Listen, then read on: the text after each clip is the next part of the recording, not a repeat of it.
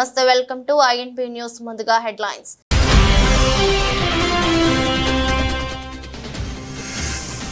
హైడ్రాకి రాష్ట్ర ప్రభుత్వం విశేషాధికారాలు. ఓఆర్ఆర్ లోపలి కోర్ ఏరియా అంతా హైడ్రా పరిధిలోకి తీసుకువస్తూ మంత్రివర్గం నిర్ణయం.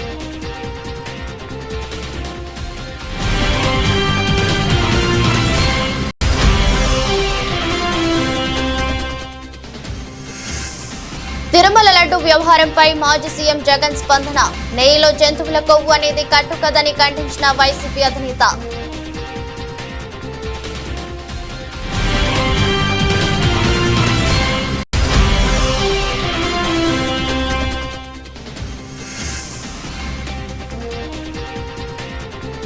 సింగరేణి కార్మికులకు దసరా బోనాంజా.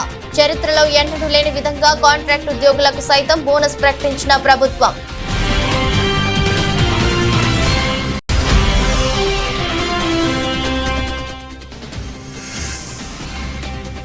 చర్లపల్లి జైలుకు జానీ మాస్టర్. 14 రోజుల రిమాండ్ విధించిన కోర్టు.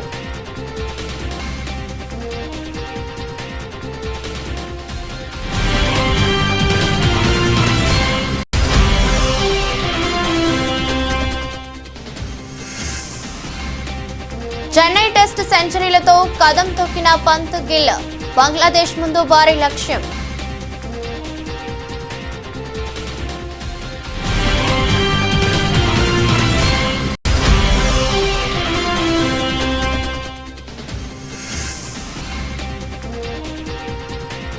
దూసుకుపోయిన స్టాక్ మార్కెట్లో 1359 పాయింట్లు పెరిగిన సెన్సెక్స్.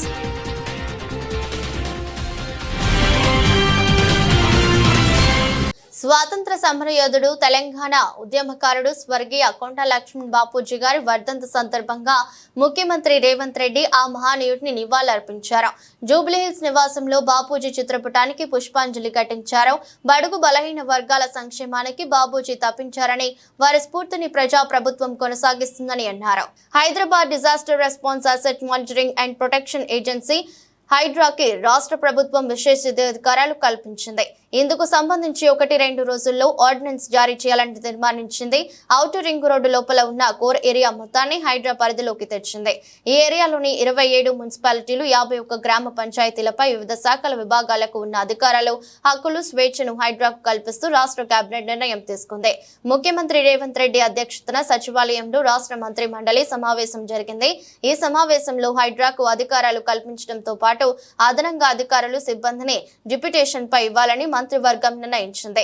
దీంతో పాటు హైదరాబాద్ లోని పొట్టి శ్రీరాములు తెలుగు యూనివర్సిటీ పేరును సురవరం ప్రతాపరెడ్డి యూనివర్సిటీగా మార్చాలని నిర్ణయించారు. కోటిలోని మహిళా యూనివర్సిటీకి వీరనారి చాకలి ఏలమ్మ పేరును, రాష్ట్రంలో కొత్తగా ఏర్పాటు చేసిన Indian institute of handloom and textiles కు కొండ లక్ష్మణ్ బాపూజీ పేరును పెట్టాలని నిర్ణయం తీసుకున్నారు.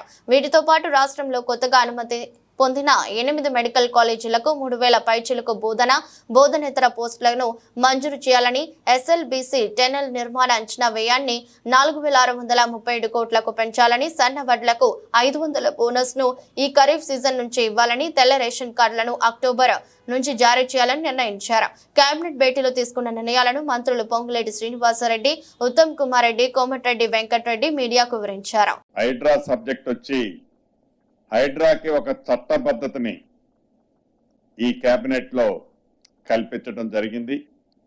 హైడ్రా ముఖ్య ఉద్దేశం ఏదైతే ఉందో,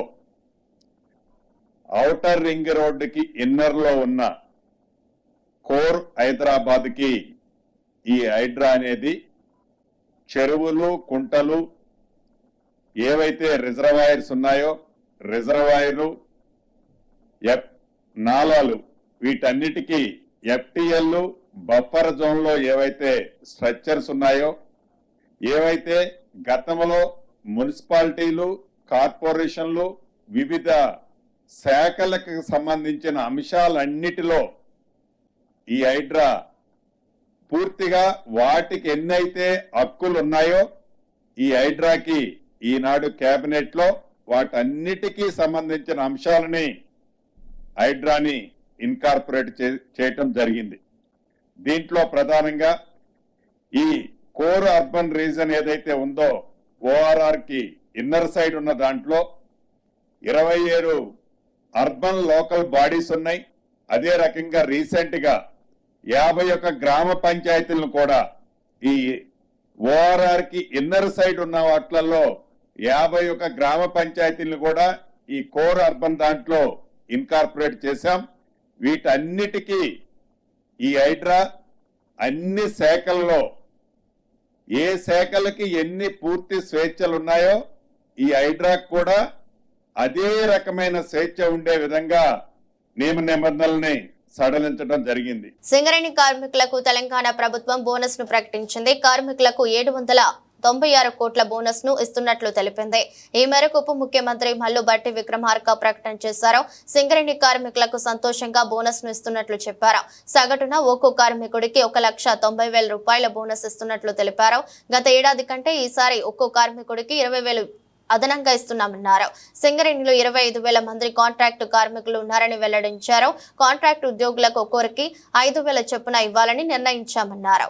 రాష్ట్ర ప్రభుత్వం ప్రాఫిట్ ఆఫ్టర్ ట్యాక్స్ 2023-24 సంబంధించి 4,701 కోటి రూపాయలుగా ప్రకటిస్తూ దీనిలో సింగరేణి సంస్థ ఆ సింగరేణి సంస్థలో పనిచేస్తున్నటువంటి యాజమాన్యంతో పాటు కార్మిక సోదరులు వారి భవిష్యత్ తరాలు కూడా ఇదే రకంగా పెద్ద ఎత్తున ఉపయోగపడాలనేటువంటి ఆలోచనతో సింగరేణి వ్యవస్థని కూడా విస్తరిస్తూ కొంత పెట్టుబడి పెట్టే కార్యక్రమాన్ని కూడా ఈ సందర్భంగా తీసుకుంటాం. ఆ పెట్టుబడి సంబంధించి ఇన్వెస్ట్మెంట్ 2,289 కోట్లు పోగా 2,412 కోట్లని 33% లెక్క 796 కోట్లని కార్మికులకి అంటే ఉద్యోగస్తులకి సరాసరి యావరేజ్ 1,90,000 రూపాయలుగా 1,90,000 రూపాయలుగా పంచేటువంటి కార్యక్రమాన్ని ఈ సందర్భంగా ముఖ్యమంత్రి గారి సమక్షంలో యావత్ మంత్రిమండలి మొత్తం సింగరేణి యాజమాన్యంతో కలిసి ఇప్పుడు ప్రకటిస్తా ఉన్నాం. దీనికి మేమంతా చాలా సంతోషిస్తా ఉన్నాం. ఇంత పెద్ద ఎత్తున పంచుతున్నాం. గత సంవత్సరం కార్మికులకి 1,80,000 పంచితే ఈ సంవత్సరం అదనంగా 1,70,000 పంచితే ఈ సంవత్సరం అదనంగా ఇంకొక 20,000 కలిపి 1,90,000 పంచుతా ఉన్నాం. ఇది 20,000 అదనంగా మనం ఈ సంవత్సరం కార్మికులు పంచుతాము. ఇది కాకుండా కూడా ఇంకా కార్మికుల భవిష్యత్తు కోసం పెద్ద ఎత్తున సింగరేణి సంస్థ చేత విస్తరించడానికి తీసుకోవాల్సిన చర్యలు కూడా చేపడతాం. దేశవ్యాప్తంగా చర్చనీయాంశమైన తిరుమల లడ్డు వ్యవహారంపై ఏపీ మాజీ ముఖ్యమంత్రి వైసీపీ అధినేత వైఎస్ జగన్మోహన్ రెడ్డి స్పందించారు. లడ్డు తయారీలో వాడే నెయ్యిలో జంతువుల కొవ్వు ఉందనేది ఒక కట్టుకథ అని కొట్టిపారేశారు. దశాబ్దాలుగా జరుగుతున్న పద్ధతుల్లోనే తిరుమలలో లడ్డు తయారీ జరుగుతుందని అన్నారు. దేవుణ్ణి కూడా రాజకీయాలకు వాడుకునే దుర్మార్గమైన మనస్తత్వం చంద్రబాబుదని విమర్శించారు. భక్తుల మనోభావాలతో ఆడుకోవడం ధర్మమేనా అని ఆయన ప్రశ్నించారు. ప్రతి 6 నెలలకు ఒకసారి నెయ్యి సరఫరా కోసం టెండర్ పిలుస్తారని, చంద్రబాబు ముఖ్యమంత్రిగా ఉన్న సమయంలోనే నెయ్యి శాంపిల్స్ తీసుకున్నారని, జూలై 23న రిపోర్టు వస్తే ఇప్పుడు చంద్రబాబు మాట్లాడటం విడ్డూరమని మండిపడ్డారు. జూలై 17న NDDBకి నెయ్యి శాంపిల్స్ పంపించారని, జూలై 23న రిజెక్ట్ చేస్తే చంద్రబాబు ఇప్పటి వరకు ఏం చేశారో ఎందుకు బయటకు చెప్పలేదని ప్రశ్నించారు. జరిగినది జరిగినట్టు చంద్రబాబు చెప్తున్నారని జగన్ పేర్కొన్నారు. నెయ్యి తీసుకొచ్చే ప్రతి ట్యాంకర్ సర్టిఫికేట్ తీసుకోవాలని, ప్రతి ట్యాంక్ శాంపిళ్లను 3 సార్లు టెస్ట్ చేస్తారని వివరించారు. అబద్ధాలను ప్రచారం చేయడం ద్వారా తిరుమల పవిత్రతను దెబ్బతీస్తున్నారని వైఎస్ జగన్ అన్నారు. చెప్పాలి, అసలు ఈ రిపోర్టు రిజెక్ట్ అయిన రిపోర్టు మొట్టమొదటిసారి జూలై 12వ తారీఖున, అంటే ఎవరి హయాంలో, ఎవరు ముఖ్యమంత్రి? జూలై 12వ తారీఖున శాంపుల్స్ తీసుకున్నారు. అంటే ఎవరు ముఖ్యమంత్రి, ఎవరి హయాంలో? ఇది చంద్రబాబు నాయుడు గారు సాక్షాత్తుగా ముఖ్యమంత్రిగా ఉన్న హయాంలో శాంపుల్స్ జూలై 12వ తారీఖున శాంపుల్స్ తీసుకున్నారు. వచ్చిన ట్యాంకర్ అంటే వాళ్ళ టెస్టులన్నీ చేసి, ఆ 3 టెస్టులు అక్కడే వాళ్ళు చేస్తారు. చేసిన ఆ టెస్టులు సరిగ్గా రాలేదు కాబట్టి ఆ శాంపుల్స్ను 17వ తారీఖున NDDBకి పంపించినారు. నేను ఒకటే అడుగుతా ఉన్నా, జూలై 23వ తారీఖు నుంచి 2 నెలలు చంద్రబాబు నాయుడు ఏం చేస్తా ఉన్నాడు? 2 నెలల తర్వాత ఇప్పుడు చంద్రబాబు నాయుడు గారి 100 రోజుల పరిపాలన మీద అడ్వర్టైజ్మెంట్ ఇచ్చినప్పుడు ప్రజలు సూపర్ 6 ఏమైంది, సూపర్ 7 ఏమైంది అని చెప్పి ప్రజలు చంద్రబాబు నాయుడు నిలదీస్తా ఉన్నప్పుడు టాపిక్ డైవర్ట్ చేసేందుకు జూలై 23వ తారీఖున ఇచ్చిన రిపోర్టును ఇప్పుడు తీసి ఆ రిపోర్టును వక్రభాష్యం చేస్తూ ఆ రిపోర్టులో నుంచి ఈ మనిషి నోటికొచ్చినట్టుగా ఇష్టం వచ్చినట్టుగా అబద్ధాలు ఆడడం మొదలుపెట్టాడు. నేను చెప్పేది ఒకటే చెప్తా ఉన్నా, ఒక రోబస్ట్ ప్రక్రియ టీటీడీలో ఉంది అని చెప్పడానికి సంతోషపడాలి, గర్వపడాలి. టీటీడీ అన్న దేవాలయం అన్నది, టీటీడీలో తయారయ్యే లడ్డు అన్నది, స్వామివారికి దగ్గర తయారయ్యే ఈ కార్యక్రమం అనేది ప్రసిద్ధి కాంచిన గొప్ప పరిణామం అని చెప్పాలి. ఒక రోబస్ట్ ప్రక్రియ ఉంటే ప్రతి వెహికల్ను సప్లై చేసే ప్రతి వెహికల్ వాళ్ళ సర్టిఫికేట్ తీసుకొని రావడమే కాకుండా టీటీడీ ఆ ప్రతి వెహికల్లో నుంచి 3 శాంపుల్స్ తీసి ఆ శాంపుల్స్ పాస్ అవుతేనే నీకు లోపలికి పోయేదానికి పర్మిషన్ ఇస్తూ టీటీడీలో లడ్లు తయారు చేయడానికి ఉపయోగపెట్టే పరిస్థితి ఉంది అని చెప్పి తెలిసినప్పుడు, ఇంత గొప్ప ప్రాక్టీస్ ఉన్నప్పుడు, ఇంత గొప్ప పరిస్థితి ఉన్నప్పుడు నువ్వు క్రెడిట్ తీసుకోవాల్సింది పోయి మనం ఏం చేస్తా ఉన్నాము, అబద్ధానికి రెక్కలు కడతా ఉన్నాం. ఇవన్నీ శాంపుల్స్, ఇవన్నీ టెస్టుల్లో ఫెయిల్ అయినా కూడా వాడేసినారు, లడ్ల కింద తయారీ చేసేసినారు, భక్తులకు అవి పంచిపెట్టినారు, భక్తులు అలాంటి లడ్లు తిన్నారు అనే ఒక ముఖ్యమంత్రి స్థానంలో ఉన్న వ్యక్తి టీటీడీ వెంకటేశ్వర స్వామి గుడిని అపవిత్రత పాలు చేస్తూ అక్కడ తయారు చేసే ప్రక్రియను అభాస్పాలు చేస్తూ మన గుడిని, మన వెంకటేశ్వర స్వామిని మనం తగ్గించుకుంటున్నాం. పెట్టుబడుల కోసం ఈజ్ ఆఫ్ డూయింగ్ బిజినెస్ కాదు, స్పీడ్ ఆఫ్ డూయింగ్ బిజినెస్ అనే నినాదంతో మా ప్రభుత్వం, మా ముఖ్యమంత్రి పనిచేస్తున్నారన్నారు. ఐఎస్పీ మోడల్లో ఏఐ యూనివర్సిటీ స్థాపనకు తమ ప్రభుత్వం వర్కౌట్ చేస్తుందని, విశాఖ కేంద్రంగా ఐటీ డేటా సెంటర్ ఏఐ పెట్టుబడుల కోసం ప్రయత్నాలు చేస్తున్నామన్నారు. Saying that AI is of course going to change the way we're going to do business, politics or even governance. AI University is something that's very close to our Honorable Chief Minister's heart, and as the HRD Minister, I will deliver on this. This is designed keeping in mind the erstwhile ISB model. So we expect titans of industry to support us in this journey and actually run the institution. So government is good at policy making, giving land, and that's where we want to end our role and let industry run the curriculum, the direction, like how you've done amazingly well with ISB. As a state HRD minister, I'm looking at transforming our entire curriculum from KG to PG. It's very important to educate our children at a very young age, and if you launch them in the right direction, then the sky is the limit. So we are very conscious of that, and that's exactly what I am going to do. As far as IT electronics, yes, Andhra Pradesh has missed the Y2K advantage because we were a combined state, and back then Hyderabad was the singular focus. As far as IT investments, the data center investments, AI investments, our focus area is going to be Visakhapatnam, no second thoughts about it, and we will not miss this bus. So next 6 months you will hear a lot of announcements coming about as far as data centers and the entire AI, harnessing the data center energy through AI. CPM జాతీయ ప్రధాన కార్యదర్శి సీతారాం యేచూరి సంస్కరణ సభలో BRS MLA KTR సంచలన comments చేశారు. సీతారాం యేచూరి గొప్పదనాన్ని కీర్తించారు. ఉద్యమం నుంచి వచ్చిన బిడ్డలుగా యేచూరితో మా బంధం రక్త సంబంధం అని అన్నారు. నమ్మిన సిద్ధాంత కోసం ఆఖరి వరకు పోరాడిన యేచూరి జీవితం తమలాంటి వారికి ఆదర్శమని పేర్కొన్నారు. ఎప్పుడు కడువ మార్చుతారో తెలియని కాలంలో సీతారాం యేచూరి జీవితం స్ఫూర్తిదాయకమన్నారు. ఫిరాయింపుల కాలంలో పదవుల కోసం కాకుండా సిద్ధాంతం కోసం పనిచేసిన గొప్ప నాయకుడు సీతారాం యేచూరి అని కీర్తించారు. తిట్లు బూతులు చెలామణి అవుతున్న ప్రస్తుత రాజకీయాల్లో యేచూరి రాజకీయం జీవితం ప్రతి ఒక్కరికి స్ఫూర్తిదాయకమన్నారు. కామ్రేడ్ సీతారాం గారికి మరొకసారి మా పార్టీ తరఫున కూడా హృదయపూర్వకంగా వినమ్రంగా వారికి జోహార్లు అర్పిస్తూ, పదవుల చుట్టూ పరిభ్రమించే ఈనాటి రాజకీయాల్లో మరి స్థిరంగా సిద్ధాంతం చుట్టూ నిలబడ్డ నిబద్ధత ఉన్న నాయకుడు గౌరవనీయులు శ్రీ సీతారాం యేచూరి గారు. ఎప్పుడు ఏ కండువా మారుస్తారో తెలియని ఫిరాయింపుల ఈ కాలంలో కడదాకా కమ్యూనిస్టుగా బతికిన ఆదర్శ నేత, ఢిల్లీలో వెలిగిన అసలైన హైదరాబాదీ బిడ్డ యేచూరి గారు. హైదరాబాదీ బిడ్డ అని ఎందుకంటున్నా అంటే మాకు కూడా పూర్వాశ్రమంలో కొంత కనెక్షన్ ఉంది. అదేమంటే వారు చదువుకున్నది ఆల్ సెయింట్స్ స్కూల్లో, నేను చదువుకున్నది దాని పక్కనే రోడ్ యువతల గ్రామర్ స్కూల్లో. అదేవిధంగా వారు తర్వాత నిజాం కాలేజీలో గ్రాడ్యుయేషన్ చేశారు. నేను కూడా కొద్ది కాలం తర్వాత నేను కూడా అక్కడే చేస్తున్నాను. కాబట్టి అందుకే హైదరాబాద్ బిడ్డ అనే మాట వాడతాం.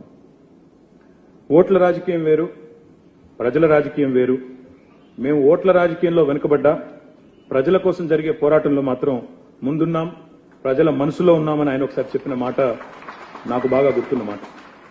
నాయకులుగా పాలకులుగా ఉండి పోరాటాలంటే తెలియని వారు ఎందరో ఉండొచ్చు. ప్రజలంటే కేవలం ఓటు బ్యాంకులుగా మాత్రమే చూసేవారు ఇంకెందరో ఉన్నారు. కానీ ఉన్నత చదువులు చదువుకున్న ఒక కుటుంబంలో, స్వయాన మేనమామగా ఒక ఐఏఎస్ ఆఫీసర్గా ఉన్న ఒక కుటుంబంలో పుట్టి అణగారిన వర్గాల కోసం ప్రశ్నించే గొంతుకగా ఎదిగిన వ్యక్తిత్వం చాలా గొప్ప విషయం అని చెప్పక తప్పదు. పోరాటాల నుండి వచ్చిన నాయకత్వానికి ప్రజల కష్టం, సుఖం, దుఃఖం తెలుస్తుందంటారు. అలాంటి వారిలో ఏచూరి గారు ఒకరని నేను బలంగా నమ్ముతాను. తిరుమల లడ్డు తయారీలో జంతువుల కొవ్వు వినియోగం వివాదంపై టీడీపీ ఈవో జె శ్యామలరావు మీడియాతో మాట్లాడారు. తిరుమల లడ్డు నాణ్యతపై కొంతకాలంగా ఫిర్యాదులు వస్తున్నాయని వెల్లడించారు. నెయ్యిలో తీవ్ర కల్తీ జరిగిందని తేలిన వెంటనే చర్యలు చేపట్టామని స్పష్టం చేశారు. జూలై 6న నెయ్యిని ల్యాబ్ కు పంపామని వెల్లడించారు. వారంలో ల్యాబ్ నివేదికలు వచ్చాయని అన్నారు. ల్యాబ్ రిపోర్టు 2 భాగాలుగా ఇచ్చారని వివరించారు. 100 పాయింట్లు ఉండాల్సిన నెయ్యి నాణ్యత 20 పాయింట్లే ఉందని చెప్పారు. నెయ్యిలో భారీగా జంతువుల కొవ్వుతో కల్తీ జరిగినట్టు నిర్ధారణ అయిన నేపథ్యంలో ఇలాంటి చర్యలు తీసుకోవాలనే అంశంపై కమిటీ వేశామని ఈవో చెప్పారు. అన్వయబుల్ రేట్స్, ఇప్పుడు గీ సప్లై చేయాలంటే ప్యూర్ గీ కౌ గీ సప్లై చేయాలంటే దానికి ఒక వైబుల్ రేట్ ఉంటుంది. ఎవరు కూడా ఫ్రీగా సప్లై చేయరు. సప్లయర్స్ ఎవరు, వాళ్ళకి అది బిజినెస్. అది 320 రూపాయల నుంచి 411 రూపాయలు కేజీకి ఉన్నాయి. అంత తక్కువ రేటులో ఎలా సప్లై చేస్తారు అనేది చూస్తే ఎవరు కూడా ఆ రేటు చూస్తేనే మనకి ఇది ప్యూర్ గీ సప్లై చేయడం వీళ్ళు కాదు అనేది ఎక్స్పర్ట్స్ కూడా చెప్తున్నారు. నార్మల్ పర్సన్స్ కూడా చెప్తారు. మనం కూడా బయట కొన్నప్పుడు, మంచి గీ కొన్నప్పుడు ఎంతకు వస్తుందని మనకు కూడా తెలుసు. బయట ఎంత రేటుకి మనము ఎంత రేటు పెట్టాల్సి వస్తుంది క్వాలిటీ గీ కొనుక్కోవాలంటే మనకు కూడా తెలుసు. అలాంటిది అంత తక్కువ రేటుకి కొనడం వలన అక్కడే మొదటనే మనకి దెబ్బ. అంటే అంత తక్కువ రేటు పెడితే ఆల్మోస్ట్ మనము ఒక క్వాలిటీ మీద అంత అంటే కంట్రోల్ ఉండదు. వాడు ఇచ్చేది మనకి ల్యాబ్ లేదు, మన ఓన్ ల్యాబ్ లేదు, మనం బయటికి పంపించము, రేటే చాలా తక్కువ. ఈ 3 పరిస్థితుల్లో అసలు క్వాలిటీ గీ వస్తుందనేది రాదు అనేది అది చాలా స్పష్టంగా తెలుస్తుంది. ఎనివే ఆ రీజన్స్ అనేది అనలైజ్ చేయడం జరిగింది. అనాలిసిస్ ఎందుకు చేసామంటే కరెక్టివ్ స్టెప్స్ తీసుకోవాలి, ఏం జరిగింది, ఎలా చేయాలి దాన్ని అది చూస్తే ఈ విధంగా తెలిసింది. సో ఉన్న సప్లయర్స్తో గట్టిగా బ్లాక్ లిస్ట్ చేస్తామని చెప్పిన తర్వాత అందరూ కూడా క్వాలిటీ సప్లైస్ అన్నీ కూడా శాంపుల్స్ బాగానే ఉన్నాయి. ఎక్సెప్ట్ ఒక supplier AR foods, AR dairy food private limited. Medchal జిల్లా నాగారం మున్సిపాలిటీ పరిధిలో బీజేపీ సభ్యత్వ నమోదు కార్యక్రమంలో మల్కాజ్గిరి పార్లమెంట్ సభ్యులు ఈటెల రాజేందర్ పాల్గొన్నారు. ఈ సందర్భంగా ఆయన మాట్లాడుతూ సభ్యత్వ నమోదు కార్యక్రమంలో మనం ఎంత ఎక్కువ ఇన్వాల్వ్ అయితే అంత గొప్పగా అయ్యే ఆస్కారం ఉంటుందని, ఇవాళ మనం పడే కష్టం చేసే సభ్యత్వం అనేక సమస్యలకు అది ఒక జవాబు అవుతుందన్నారు. రేపు కార్పొరేటర్ కావాలన్నా, ఎమ్మెల్యేలు ఎంపీలు గెలవాలన్నా ఈ సభ్యత్వ నమోదు కార్యక్రమం ఉపయోగపడుతుందని గుర్తు చేశారు. నాకు చిన్న పెద్ద అనే తేడా లేదు. ఎక్కడ మీటింగ్ కు పిలిచినా వస్తాను. మనం పార్టీని గొప్పగా ఎదగాలనే ప్రయత్నం చేస్తున్నాం కాబట్టి అలా మనం పని చేస్తేనే పార్టీ విస్తరించే ఆస్కారం ఉంటుంది. కాబట్టి మీకు తోడుగా ఎప్పుడు ఉంటానని హామీ ఇచ్చారు. ఎన్నికలప్పుడు ఎలా అయితే తిరిగారో ఇప్పుడు కూడా అలానే తిరిగి సభ్యత్వ నమోదును చేయించాలని కోరుతున్నారు. రేపు మున్సిపల్ చైర్మన్ కావాలన్నా, రేపు ఎమ్మెల్యేలు గెలవాలన్నా, ఎంపీలు గెలవాలన్నా, మీరు ఇప్పుడు ఏ సమస్యలు అయితే తీసుకొచ్చి నా ఇదైతే లేదు, అదైతే లేదు, వీడింటి లేడు, వాడింటి అని చెప్పి ఏ కాంప్రమైజ్ చేస్తుంటాం, అవన్నిటికీ శాశ్వత పరిష్కారం ఈ సభ్యత్వ నమోదు కార్యక్రమం. రెండవది, నేను నామస్కీలు కావాల్సి అక్కర్లేదు. నేను మా చెల్లెళ్ళ నన్ను ఊరుకు అనుకుంటాడు, సౌండ్ తక్కువ అలాగే వస్తుంది అంటే నువ్వెందుకే కదా అని అంటాడు. ఎంపీలు వస్తారుగా ప్రోగ్రామ్ అంటాడు. నేను దేనికైనా వస్తా టైం ఉంటే తప్పకుండా. నాకు చిన్న పెద్ద, ఇది నేను పాల్గొనేది, నేను పాల్గొన కూడది, ఇది చిన్న అయినా అని పెద్ద అయినా దాని వ్యత్యాసం లేదు నాకు. ఎందుకంటే మనం కొత్తగా పార్టీని గొప్పగా ఎదగాలని ప్రయత్నం చేసుకుంటున్నాం కాబట్టి అట్లా మనం పని చేసుకుంటేనే రేపు విస్తరించేటువంటి ఆస్కారం ఉంటుంది. కాబట్టి మీరు తోడుగా మా చంద్రబాబు నాయుడు వరుసగా ఇన్స్పిరేషన్ ఉంటుంది. అంటే నాదేమైనా ఇన్స్పిరేషన్ నిజంగా పనికొచ్చాలనుకుంటే నా పరిచయం కూడా పనికొచ్చాలంటే తప్పకుండా ఆ పరిచయాన్ని పార్టీకి అప్పచెప్పాల్సిన బాధ్యత ఉంటుంది. పార్టీ వల్ల నాకు ఏం జరిగిందో నా వల్ల కూడా పార్టీగా ఏం జరగాలి. కానీ అట్లయితేనే ముందుకు పోతుంది తప్ప లేకపోతే కేవలం పార్టీ మీద డిపెండ్ కావడం లేకపోతే కేవలం నాకు డిపెండ్ అయ్యేది లేదు. సింబయాటిక్ యాక్టివిటీ అంటుంది. సింబయాటిక్ యాక్టివిటీ పార్టీ మనం పార్టీకి అదే దయచేసి ఇవాళ నేను అన్నాడు వర్షపడతాన్ని జీరం ఉంటారో 50 మందిగా పర్వాలేదు వస్తా అని చెప్పి 50 మంది. సింగరేణి కార్మికులకు తెలంగాణ సర్కార్ గుడ్ న్యూస్ చెప్పింది. భారీగా దసరా బోనస్ ప్రకటించింది. చరిత్రలో ఎన్నడూ లేని విధంగా కాంట్రాక్ట్ ఉద్యోగులకు సైతం బోనస్ ప్రకటించింది ప్రభుత్వం. శుక్రవారం నాడు ముఖ్యమంత్రి రేవంత్ రెడ్డి, ఉప ముఖ్యమంత్రి బట్టి విక్రమార్క సంయుక్తంగా మీడియా సమావేశం నిర్వహించి సింగరేణి కార్మికులకు బోనస్ ఇస్తున్నట్లు ప్రకటించారు. ఈ సందర్భంగా మాట్లాడిన సీఎం, డిప్యూటీ సీఎం ఒక్కో సింగరేణి కార్మికుడికి 1.9 లక్షలు బోనస్ ఇస్తున్నట్లు ప్రకటించారు. గత సంవత్సరం కంటే ఏడాది 20,000 అధికంగా ఇస్తున్నామన్నారు. చరిత్రలో మొట్టమొదటిసారి సింగరేణి కాంట్రాక్ట్ కార్మికులకు 5,000 బోనస్ ఇస్తున్నామని చెప్పారు. తెలంగాణ ఉద్యమంలో సింగరేణి కార్మికులది కీలక పాత్రని, కార్మికుల కుటుంబాల్లో ఆనందం చూడాలన్నదే ప్రభుత్వ లక్ష్యమన్నారు. కార్మికులకు మొత్తంగా 796 కోట్లు బోనస్ గా ప్రకటిస్తున్నామని చెప్పారు. 2023-24 ఏడాదిలో సింగరేణి లాభాలు 4,701 కోట్లు అని వెల్లడించిన డిప్యూటీ సీఎం బట్టి విక్రమార్క సింగరేణి లాభాల్లో వాటాను దసరా బోనస్ గా కార్మికులకు ఇస్తున్నామని చెప్పారు. రాష్ట్రానికి సింగరేణి తలమానికమని డిప్యూటీ సీఎం బట్టి విక్రమార్క పేర్కొన్నారు. 2023లో సింగరేణి 4,701 కోట్ల లాభం గడించిందని, సింగరేణి విస్తరణకు 2,289 కోట్లు పెట్టుబడిగా పెట్టాలని నిర్ణయించామన్నారు. మిగిలిన 2,412 కోట్లను ఒక్కో కార్మికునికి 1.90 లక్షలు చొప్పున పంచాలని నిర్ణయించామన్నారు. 41,837 మంది కార్మికులు సింగరేణిలో పనిచేస్తున్నారని బట్టి చెప్పారు. అలాగే 25,000 మంది కాంట్రాక్ట్ కార్మికులు పనిచేస్తున్నారని తెలిపారు. గతంలో ఎప్పుడు కాంట్రాక్ట్ ఉద్యోగులకు లాభాలు పంచలేదని, మొదటిసారి కాంట్రాక్ట్ కార్మికులకు 5,000 చొప్పున పంచుతున్నామని బట్టి తెలిపారు. గోదావరి నదిలో ఓఎన్జీసీ చమురు సంస్థ వేసిన పైప్ లైన్ నుంచి గ్యాస్ లీక్ అవుతుంది. శనివారం తెల్లవారుజాము నుంచి నదిలో నీటిని చీల్చుకుంటూ గ్యాస్ పైకి ఎగిసి వస్తుంది. యానాం, దర్యాల తిప్ప, కాట్రేనికోన మండలం బలుసుతిప్ప మధ్యలో ఈ లీకేజీ చోటు చేసుకుంటుంది. చుట్టుపక్కల కిలోమీటర్ల మేర ఈ గ్యాస్ వ్యాపించింది. మంటలు ఎగిసిపడే ప్రమాదం ఉందని స్థానికులు భయాందోళనను వ్యక్తం చేస్తున్నారు. అధికారులు వెంటనే స్పందించి గ్యాస్ లీకేజీని ఆపేందుకు చర్యలు తీసుకోవాలన్నారు. గోదావరి జిల్లాలో ఇలాంటి గ్యాస్ లీక్ ఘటనలు, గ్యాస్ లీక్ కారణంగా మంటలు చెలరేగిన ఘటనలు గతంలోనూ చోటు చేసుకున్నాయని గుర్తు చేశారు. అందువల్ల వెంటనే ఈ గ్యాస్ లీకేజీని అరికట్టి భారీ నష్టం జరగకుండా చూడాలని స్థానికులు డిమాండ్ చేస్తున్నారు. చూడండి ఎలా పొంగుతుందో. ఇక్కడ పైప్ లైన్ అనేది ఇక్కడ అన్ని ఉన్నాయి, ఆనవాళ్ళు అన్ని ఉన్నాయి. చాలా దారుణమైన పరిస్థితి ఇక్కడ మేము చూస్తున్నాం. మేము ఈరోజు యానం కాంగ్రెస్ పార్టీ నుంచి అలాగే విసికే పార్టీ నుంచి నాయకులు కార్యకర్తలు కలిసి మాకు ఈ విషయం తెలిసినట్టుంటే కూడా ఇక్కడికి మేము రావడం జరిగింది. ఒక్కసారి వీడియో చూడండి, ఎంత దీనివల్ల డ్యామేజ్ అవుతుంది, దీనికి ఎవరు సమాధానం చెప్తారు, దీనివల్ల పిస్టల్ పడడం జరుగుతుంది. దీని మీద స్పందించాల్సిన నాయకులు ఏమయ్యారు, ప్రభుత్వ అధికారులు ఏమయ్యారని నేను అడుగుతాను. నేను ఈ రోజు క్వశ్చన్ ఇస్తాను అందరికీ కూడా.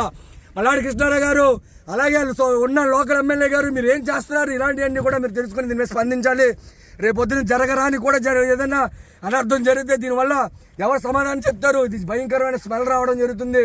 మీరు దయచేసి దీని మీద స్పందించి వెంటనే తగిన యాక్షన్ తీసుకోవాలి. దీనివల్ల కూడా చాలా డ్యామేజ్ ఉంటుందని తెలుస్తున్నాం. మేము అక్కడికి వెళ్ళడానికి భయం వేస్తుంది, అక్కడికి వెళ్తుంటే భయంకరమైన స్మెల్ వస్తుంది.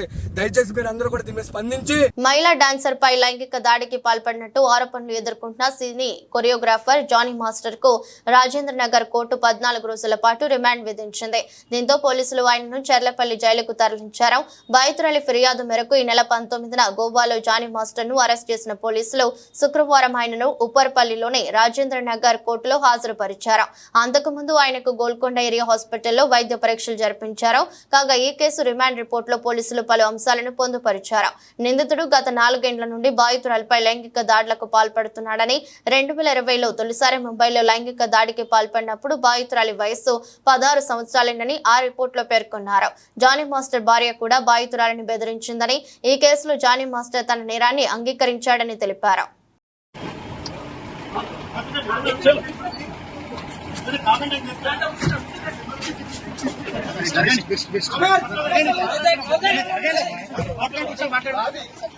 శుభ్మన్ గిల్ ఖాతాలో మరో సెంచరీ పడింది. బంగ్లాదేశ్ తో జరుగుతున్న తొలి టెస్ట్ లో అతను సెంచరీ కొట్టాడు. టెస్టులో అతనికి ఇది 5వ సెంచరీ. చెన్నై టెస్ట్ లో పంత్ సెంచరీ చేసి అవుట్ అయిన తర్వాత గిల్ సెంచరీ నమోదు చేశాడు. 160 బంతుల్లో అతను శతకాన్ని బాదాడు. రెండో ఇన్నింగ్స్ లో భారత్ 4 వికెట్లు కోల్పి 287 రన్స్ చేసిన తర్వాత డిక్లేర్ చేసింది. దీంతో భారత్ కు 514 పరుగుల ఆధిక్యం లభించింది. 2.5 రోజుల్లో బంగ్లాదేశ్ గెలుపు కోసం 515 రన్స్ చేయాల్సి ఉంటుంది. ఇవాళ ఉదయం పంత్ గిల్ ను ఆడేసుకున్నాడు. బంగ్లా బౌలర్లను బౌండరీలతో సతాయించారు. ఈజీగా స్కోర్ బోర్డును పరిగెత్తించారు. పంత్ తన వెరైటీ షాట్లతో అలరించగా గిల్ మాత్రం తన ట్రేడ్ మార్క్ షాట్స్ తో నిలకడ ప్రదర్శించాడు. ఆ ఇద్దరి మధ్య 167 పరుగుల భాగస్వామ్యం ఏర్పడింది. పంత్ 109 రన్స్ చేసి అవుట్ అవ్వగా గిల్ మాత్రం 119 రన్స్ తో నాట్అవుట్ అయి నిలిచాడు. దేశీయ స్టాక్ మార్కెట్లు మరో మైలురాయిని అధిగమించాయి. రోజుకొక రికార్డును బద్దలు కొడుతున్న సూచీలు శుక్రవారం 84,000 మైలురాయిని అధిగమించి చారిత్రక గరిష్ట స్థాయిలో ముగిసింది. బ్యాంకింగ్ రంగ సూచీలు భారీగా పుంజుకోవడంతో పాటు అమెరికా, ఆసియా మార్కెట్ల నుంచి వచ్చిన సానుకూల అంశాలు సూచీలో జోష్ పెంచింది. ఇరు సూచీలు ఆల్ టైమ్ రికార్డు స్థాయిలో ముగియడం విశేషం. ఇంట్రాడేలో 1,500 పాయింట్లకు పైగా లాభపడి 30 షేర్ల ఇండెక్స్ సూచీ సెన్సెక్స్ చివరకు 1,559.51 పాయింట్లు అందుకొని చారిత్రక గరిష్ట స్థాయి 84,544.31 వద్ద ముగిసింది. అటు మరో సూచీ నిఫ్టీ సైతం 26,000 దిశగా పయనిస్తుంది. మార్కెట్ ముగిసే సమయానికి నిఫ్టీ 375 పాయింట్లు అందుకొని 25,791 దగ్గర స్థిరపడింది. గత వారంలోనే 83,000 మార్క్ ను అధిగమించిన సెన్సెక్స్ కేవలం 5 ట్రేడింగ్ రోజుల్లోనే మరో మైలురాయి 84,000 మార్క్ ను చేరుకోవడం విశేషం. దీంతో మదుపర్ల సంపద మరో 6 లక్షల కోట్లకు పైగా పెరిగింది.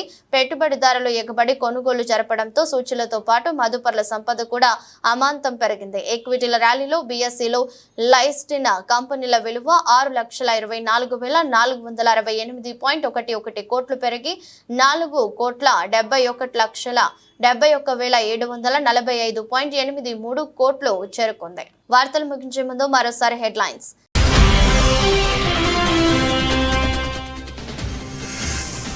హైడ్రాకి రాష్ట్ర ప్రభుత్వం విశేషాధికారాలు. ఓఆర్ఆర్ లోపలి కోర్ ఏరియా అంతా హైడ్రా పరిధిలోకి తీసుకువస్తూ మంత్రివర్గం నిర్ణయం.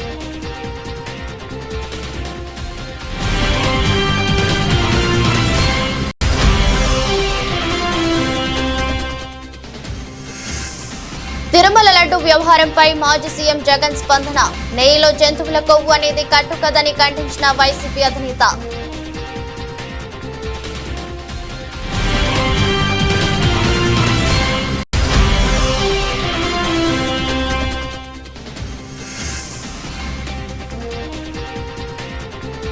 సింగరేణి కార్మికులకు దసరా బోనాన్జా. చరిత్రలో ఎన్నడూ లేని విధంగా కాంట్రాక్ట్ ఉద్యోగులకు సైతం బోనస్ ప్రకటించిన ప్రభుత్వం.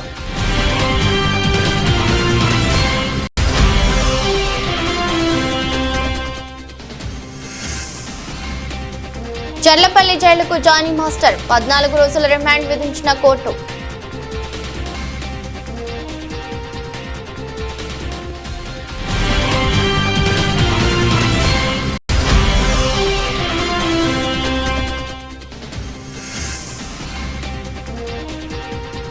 చెన్నై టెస్ట్ సెంచరీలతో కదం తొక్కిన పంత్ గిల్. బంగ్లాదేశ్ ముందు భారీ లక్ష్యం.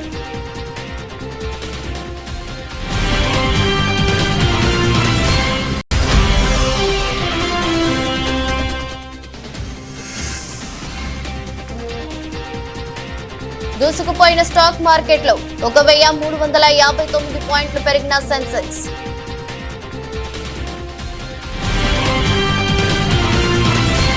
ఇది బులెటిన్. మరో బులెటిన్లో మళ్ళీ కలుద్దాం. అంతవరకు సెలవు. నమస్కారం.